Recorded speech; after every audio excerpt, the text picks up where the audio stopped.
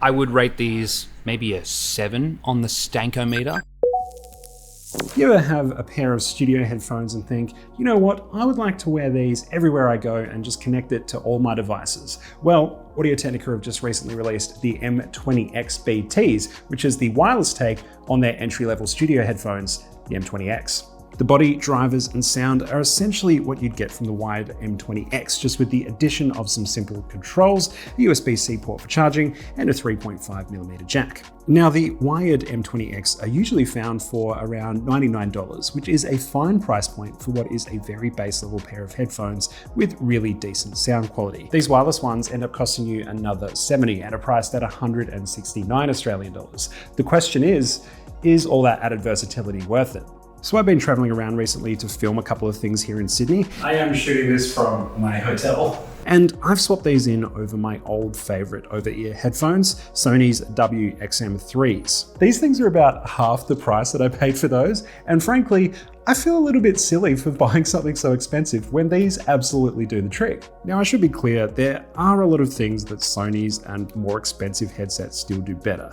These don't have noise cancelling, an app, or any smart features, and they're a bit harder to pack down. But if you're looking for something with solid sound quality and connection features, which are pretty much the main things you need in headphones, then these are going to be enough. Bluetooth connection, for example, is as seamless as ever. It does have multi-point pairing, and they'll gladly switch between multiple devices. In the box, you'll also find a 1.2 headphone jack cable. It's not as elegant or as long as the original's wire, but it's good enough for jacking into stuff like a laptop or a Nintendo Switch. This can potentially get you a cleaner sound, bypassing the extra wireless processing involved in Bluetooth connections, but with general use like listening to movies or music, you probably won't notice much of a difference. I do want to give these one last good focused listen before I make a call on what the sound quality is like. I'm catching the plane back to Melbourne today, so I'm going to listen to some albums and tell you my thoughts when I get home. But I did notice that my friend Tim has a pair of very similar looking headphones on his desk. Tim, I noticed that you've got the Audio-Technica M50Xs right there. I do, yes. I've just been given these to review. Okay. Do you want to tell me if you think they're as good as the M50s? 20 is smaller than 50. That is true, yes. Well, we'll see. Yeah, tell me what you think. Okay, let's fire up some jams. Now, Tim is a huge audio and music nerd, so much so that he has the M50X, which are the professional version of Audio-Technica's M20X. I just want to know how much more you're really getting out of the professional model. Bass response seems like a little lower on the M20s, which makes sense. I think they have a smaller driver. I would rate these maybe a 7 on the stankometer. A stankiness is a measure of the funk. These feel more like an 8. There's still heaps of definition in the bottom end. You just don't get as much. It doesn't, overwhelm you in the same way. The enclosure is also a lot heftier on this. It's a much heavier set of headphones, and it feels more considerable on your head, if that makes sense. Whereas these are much lighter. They feel like they breathe a lot better. I'd wear these for longer. If I had both, I'd maybe wear these at home and these out and about. All right, thank you, Tim. I'll take those back.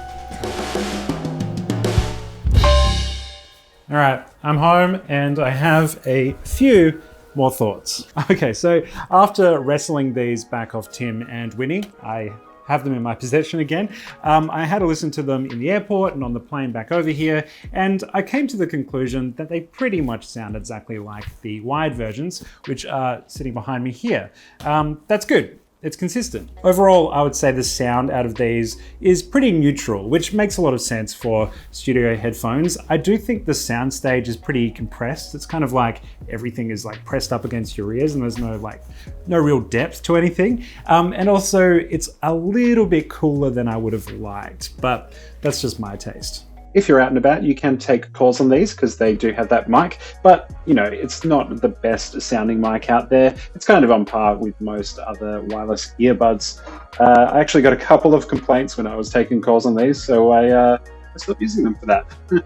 Now let's talk about the design a little bit, because when I was in Sydney, I assumed that these were exactly the same, but there are actually a few little changes. The ear cups actually slope back a bit more on the originals and have thicker plastic along here and here. You can also turn the older ones inside out for some reason. The new ones don't do it anymore. And overall, these clamp down a little more snug on my head and seem to have a touch more padding. The differences are definitely minuscule, but it is enough that I can feel the difference and do have a favorite. And it's actually the wired version. I also find with this studio design, which is a timeless aesthetic, it is a little bit at odds with its newfound portability because it's kind of tough to pack these down and put them in a bag. They're kind of locked into this shape. So I actually really struggled to get these into my bag when I was packing today. You may have noticed that my older ones are actually quite bent out of shape, and that is because I made a mistake packing them once. And yeah, now you can see the difference. Watch out. Now, similar to the Audio-Technica earbuds that I reviewed a couple of weeks ago, the battery in this is just astounding. Audio-Technica say they last about 60 hours, and I would be inclined to agree there. Now, in the 2 months I've had these, I haven't been scientifically doing battery tests or working out how much charge it has. But anytime I turn them on, they turn on. And for 2 months of heavy use, that is wild considering I've only charged it once or twice maybe. Also, you can still listen to them while they're charging, if you really want to. So, should you buy the M20xBT? While these are positioned as entry-level studio headphones, I don't really think anyone looking for studio headphones are going to want to buy these. The more expensive M50Xs that Tim have are probably more up your alley. I think these are more suited for the budget-minded music lover or young up-and-coming video editor / audio producers looking for a single set of headphones to get them by. When I was using these, I kept being reminded of my younger self going to uni and going to my first jobs. That's when something like this really is useful. You can buy a pair of headphones that allow you to enjoy the music that you love and do your work if you work in that space and not have to blow $400 for the privilege. Now, if you want to spend less than $400 and get everything you need to get started recording audio, Audio-Technica's Creator Pack Pro is actually where I got the wired version of these. I actually reviewed the entire pack in this video right here. Check it out. Oh, and don't forget to subscribe.